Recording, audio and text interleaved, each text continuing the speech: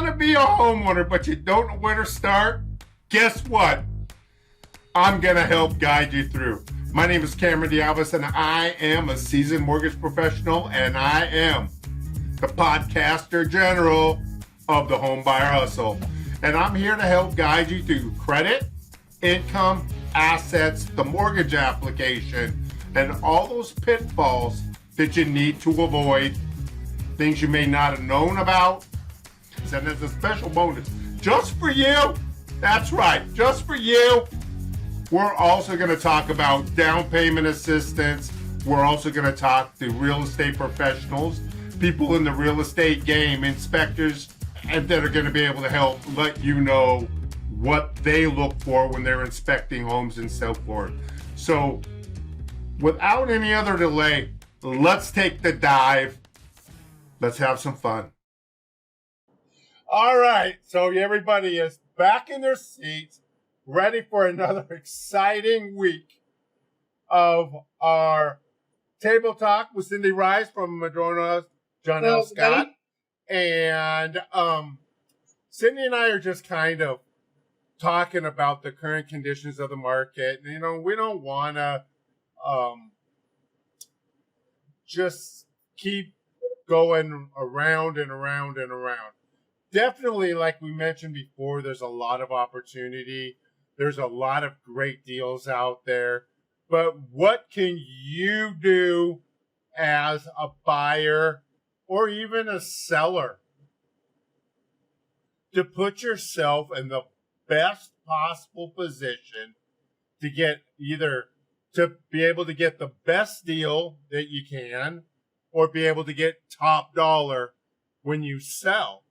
So there's a couple different avenues. So if you're a buyer, you're going to go and buy a house, definitely want to make sure you have the that you have great credit, right? You want to make sure we understand, you know what, there's times there's a hiccup here, late, credit card. Oh, I thought my wife paid it. My wife thought I paid it. It didn't get paid. There's a late or whatever.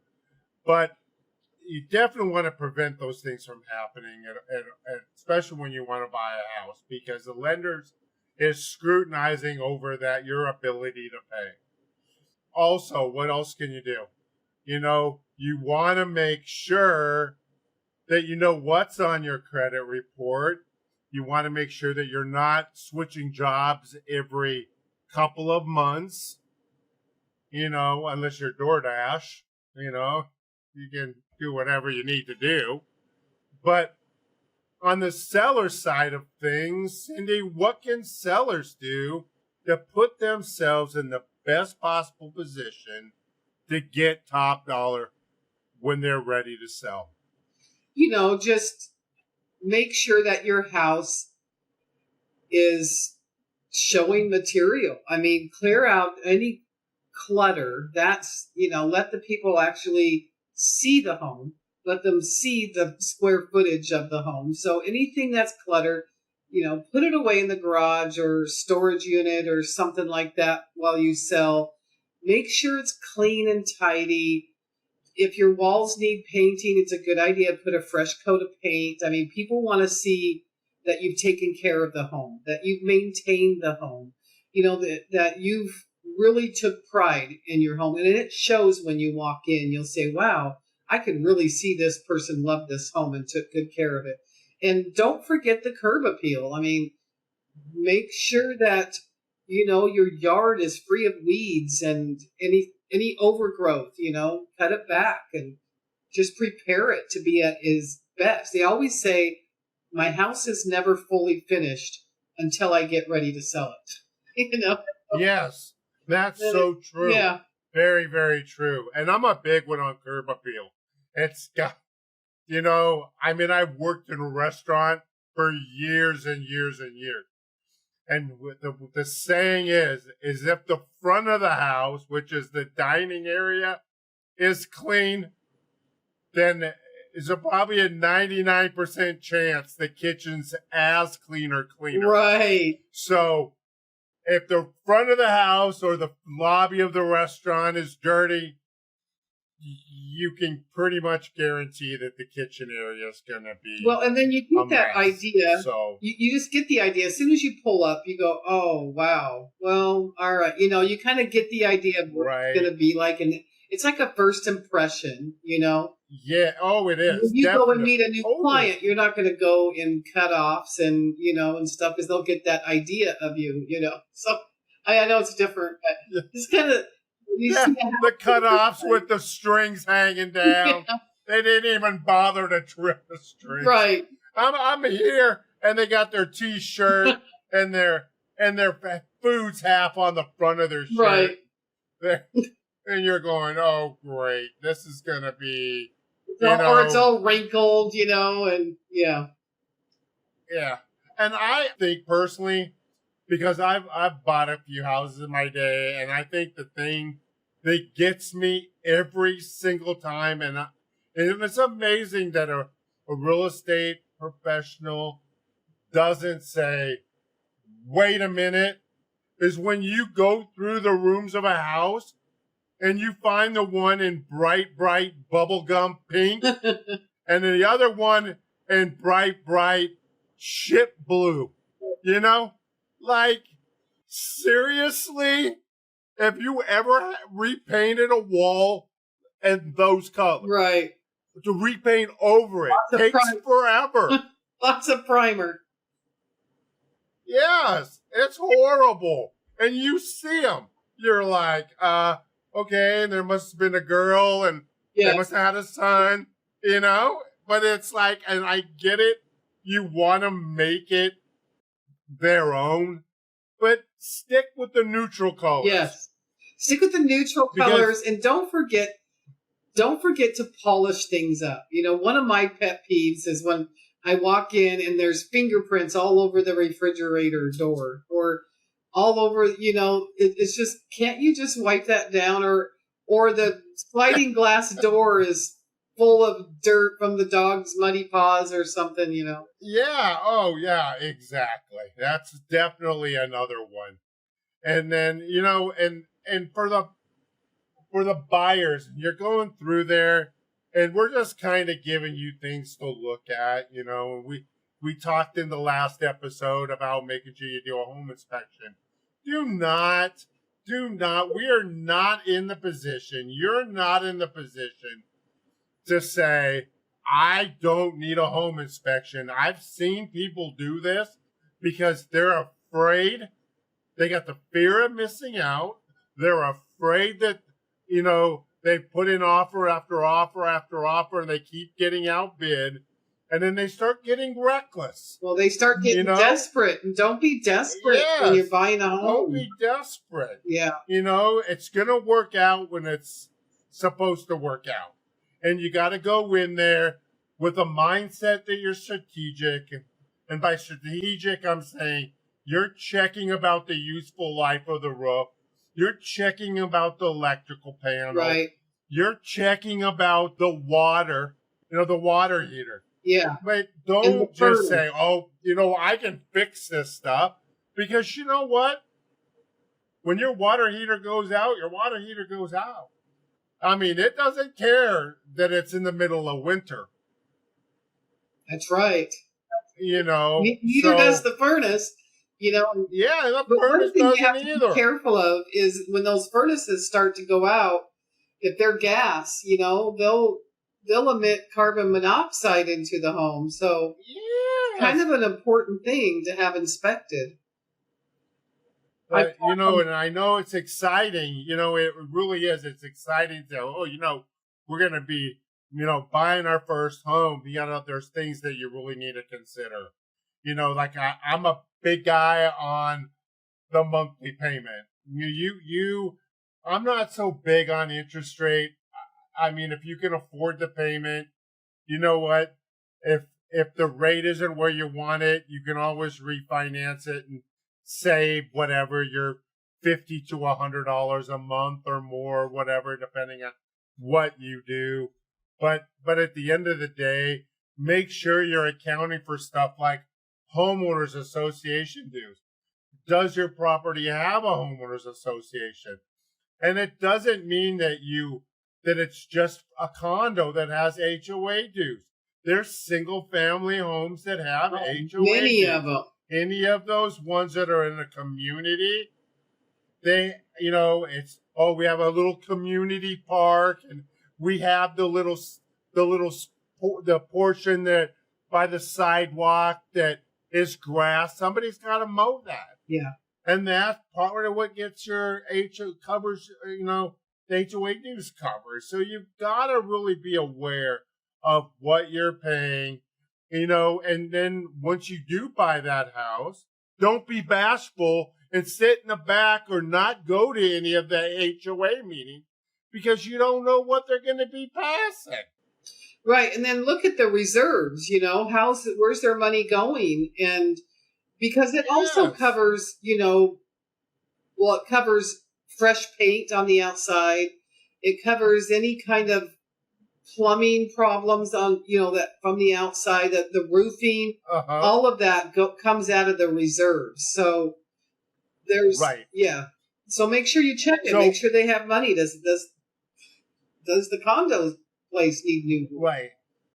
And then on the lending side of things, you don't have to worry.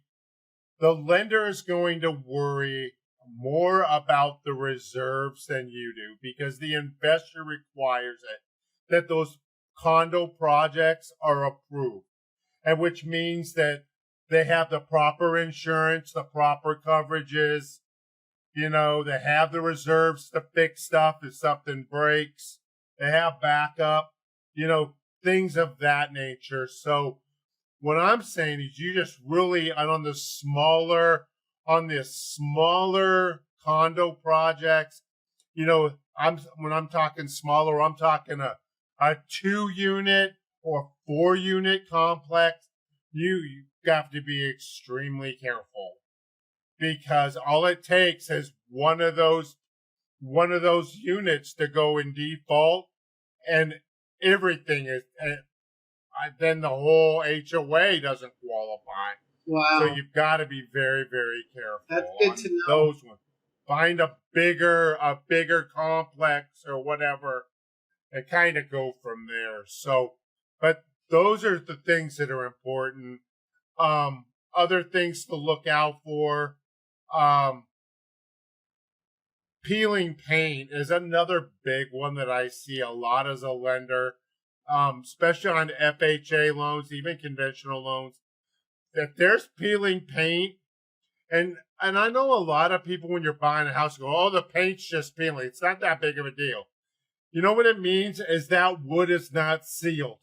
Moisture gets under there and it causes rot. So it is important. Cindi and I are trying to open your eyes to more than just getting into a home, but being able to get into a home, being able to know what the maintenance standards are, kind of, to be able to say, well, guy, I really need to take care of these things. Because a lot of the times, the stuff just simply can't wait. You got a small leak, a small water leak, and you go, oh, it's just a little leak. But, that little leak creates, all of a sudden, a big old mold problem, right? And then you're knee deep in that. And the other thing for them to know about the peeling paint for FHA is that's even necessary for like the decking or a shed in the back. Exactly. I mean, even that can't have peeling paint, or you won't qualify for FHA. Or broken windows, anything that's a health or safety risk. The other big one, gutters. Make sure the gutters are cleaned out and make sure that the gutter spouts are running, that are connected, and they're running away from the house, not running back to the house. You don't want any of that water getting back into the foundation. It needs to go away from the house. Right. Yeah. So what are the other requirements for FHA? To qualify for FHA when buying a home? The biggest ones are, we talked about it, the peeling paint, talked about broken windows. Like, I mean, it has to have a heat system, right? It has to have the source of heat. So it must have a working furnace. Exactly. Separate, Gotta have a stove because you have to cook. Yeah. Yeah. You can't have a sole heat source. It can't just have a single heat source. Like a wood stove. Oh, yeah. Like a wood stove, just if that's all there was in there, just a wood stove wouldn't cut it. Right. It would have to have a wood stove baseboards, wood stove furnace, whatever. You'd want to make sure. There's probably a bunch of other ones in there. You know, the crawl space. They got to be able to access the crawl space. Make sure that there's no mold and all of that stuff. There's access to the attic. What I usually do is once we get the appraisal, it's already noted. You know what I mean? Oh, hey, this needs to be done. Or this needs to be done. This needs to be done. A lot of stuff I've seen in the past is, you know, water running back into the crawl space. Right. You know, underneath the house. Vegetation.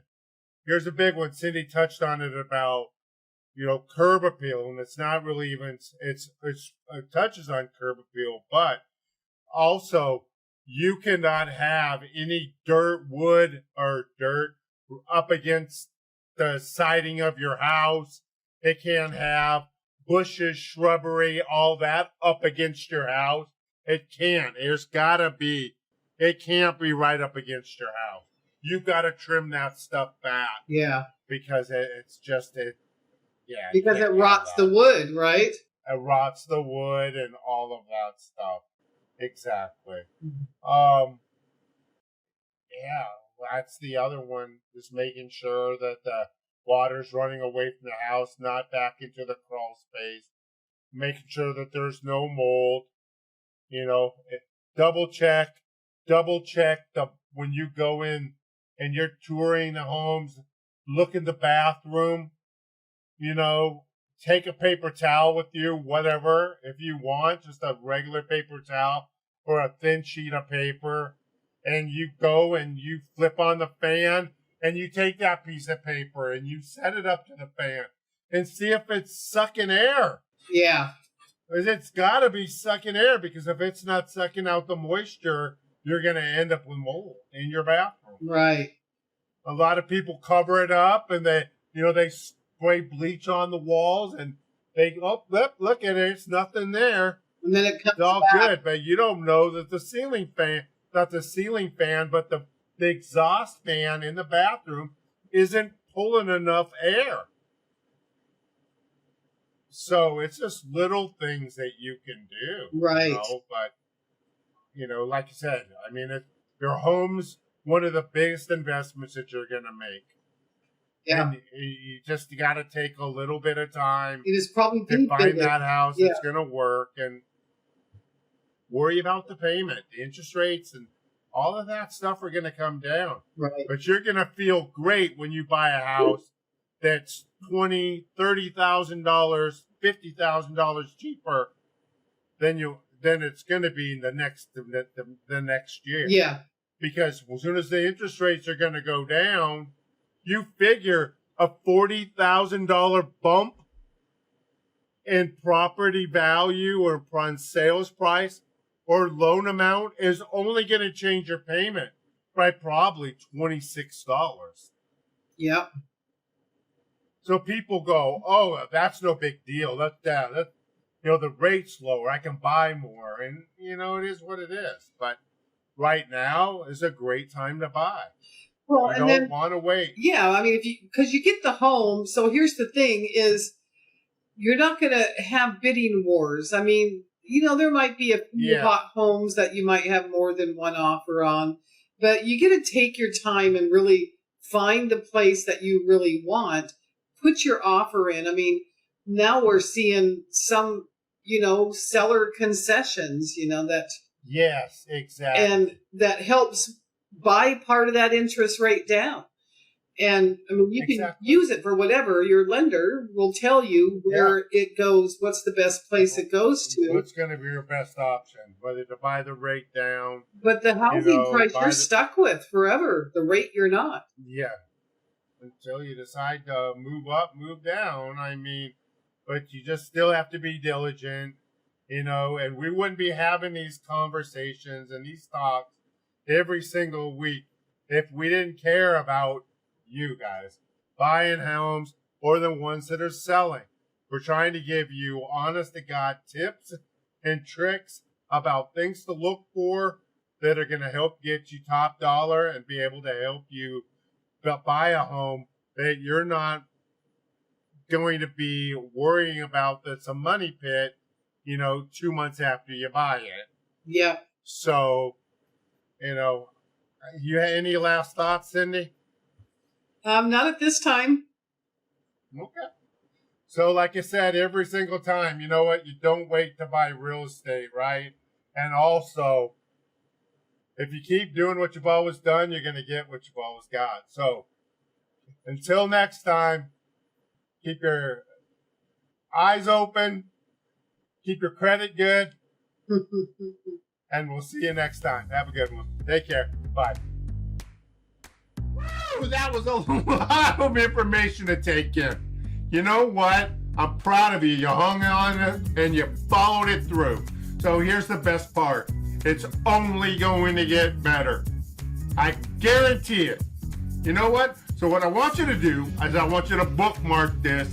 I want you to watch it, subscribe, and rewatch it. Then, do me a favor. Have your friends watch it and your friends subscribe to it. Until the next episode, I expect to see you in your seat ready and willing. Because remember, you're always going to get what you've always got if you keep doing what you always do. So let's do this. Come on, hustlers.